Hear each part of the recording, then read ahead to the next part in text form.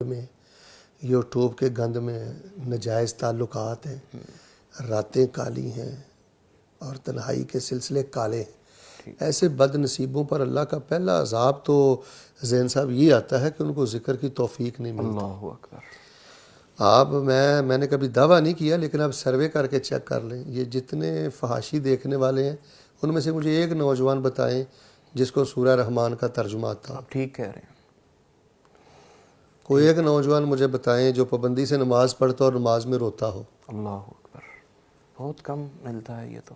ہے ہی نہیں۔ پہلی تو بات یہ ہے، آپ تو یہ کہہ رہے ہیں نا برکات اذکار، میں کہتا ہوں ایسے بندے کو ذکر کی توفیق اللہ سلب کر لیتا ہے۔ اللہ تعالیٰ کی بے حیا بندے سے کوئی محبت نہیں۔ اللہ اکبر۔ رب کے ساتھ کو آپ نے معاملہ جوڑنا ہے نا محبت کا، سب سے پہلی بات حیا ہے۔ تو پیغام ٹی وی کی وساطت سے اپنی نوجوان نسل کو، بچوں کو اور بچیوں کو جو پہلا پیغام میں دینا چاہتا ہوں کہ پہلا عذاب یہ ہوگا کہ آپ ذکر کی برکت سے تو دور کی بات ہے، ذکر کرنے سے ہی دور چلے جائیں، یہ توفیق سلب ہو جائے گی، اور یہ سلب ہو چکی ہے۔ اسی طرح المیہ ہے، 2 گھنٹے فیس بک پہ دینے والے، 5 گھنٹے موبائل پہ دینے والے، 5 منٹ کے لیے ایک صفحہ نہیں قرآن کا پڑھتے۔ اسی طرح 5 منٹ نہیں ہے ان کے پاس اذکار پڑھنے کے لیے، اور اگر وہ ایسا کرتے بھی ہیں تو یقیناً وہ ایک رٹے کی حد تک ہے۔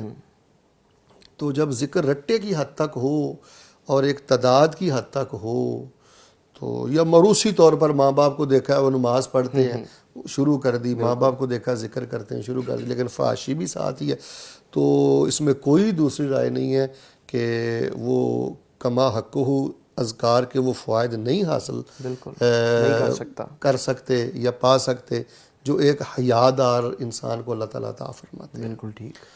تو فحاشی پسند بندے سے تو اللہ تعالیٰ کی بہت زیادہ نفرت ہے جی۔ اللہ تعالیٰ بیان کرتے ہیں کہ ہم نے فحاشی پسند، یہ جملہ اچھی طرح میں ناظرین کی خدمت کروں گا کہ فحاشی پسند اور فحاشی پھیلانے والا، یعنی گانے کے کلپ آگے فارورڈ کرنے والا، یا کسی ڈرامے کا کلپ یا اسٹیج ڈرامے کا کوئی بول آگے، فرمایا ایسے لوگوں کو میں دنیا میں عبرت کا نشان بناؤں گا۔ اللہ اکبر، دنیا میں ہی، دنیا میں اللہ کہتے ہیں میں اس کو عبرت کا نشان بناؤں گا۔ تو موجودہ دور میں سب سے زیادہ بڑی رکاوٹ اذکار کی برکات میں یہ بے حیائی ہے۔ اللہ اکبر۔ یہ ناچ گانا، یہ موسیقی، یہ چیزیں جو ہیں یہ انسان کو ذکر کے نور سے محروم کر دیتی ہیں۔ تو یہ سب سے بڑی رکاوٹ ہے، اس میں کوئی دوسری رائے نہیں ہے۔ اس ٹاپک کے حوالے سے شیخ محترم آپ مزید کچھ کہنا چاہیں؟ بس اس حوالے سے آخری بات یہی ہے کہ اگر آپ اذکار سے شفا لینا چاہتے ہیں، نور لینا چاہتے ہیں، برکت لینا چاہتے ہیں، کامیابی لینا چاہتے ہیں، تو اس کے لیے اپنے آپ کو نیک اعمال سے مزین کریں۔ ٹھیک۔ عقیدہ آپ کا اچھا ہو، اخلاق آپ کا اچھا ہو، عمل آپ کا اچھا ہو، آپ رزق حلال کھانے والے ہوں، آپ ایک رحم دل انسان ہوں، آپ کا دل قلب سلیم ہو، ٹھیک ہے، آپ کی نگاہوں میں حیا ہو، آپ فحشیات سننے والے نہ ہوں، تو ایک اچھے ماحول میں رہیں۔ اچھا ماحول انسان کے لیے بڑا اچھا کردار ادا کرتا ہے۔ لیکن آخر میں یہ بات کہوں گا کہ اگر آپ جس موضوع پہ بات کر رہے ہیں کہ ایسے برے اعمال کے جو ذکر کی برکات میں رکاوٹ بن جاتے ہیں، تو ایک سب سے بڑی رکاوٹ وہ فحش گوئی بھی ہے، لچرپن، بالکل، یعنی غیبتیں کرتے رہنا، فضول بولتے رہنا، غیر ضروری گفتگو کرتے رہنا، ان چیزوں سے بھی انسان جو ہے وہ ذکر کی برکات سے محروم ہو جاتا ہے۔ بالکل ٹھیک بات کی ہے۔ ہم نے دیکھا ہے، آپ نے بھی دیکھا ہوگا کہ جو بات بات پہ ہنستے ہیں، بات بات کے کوئی جگت کا ماحول بنائے رکھتے ہیں، وہ اس بات کی وہ نا نشاندہی کر رہے ہوتے ہیں کہ ذکر ان کے رگ و ریشے میں نہیں اترا۔ اسی طرح رسول اللہ صلی اللہ علیہ وسلم کے ارشادات اس معاملے میں اتنے حساس ہیں۔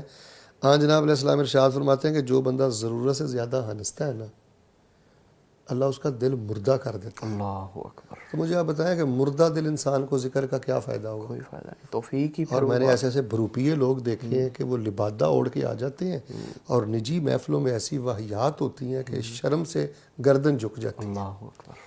تو جب زیادہ ہنسنے سے یہ کیفیت بنتی ہے دل کی، تو مجھے بتائیں لچر پن سے پھر انسان کے دل کی کیا کیفیت ہوگی. سخت ہو جاتا ہے. اور تو جب دل سخت ہو جائے تو پھر اس کا مطلب یہی ہے کہ وہ بندہ ذکر کی برکات سے محروم کر دیا گیا. بالکل ٹھیک.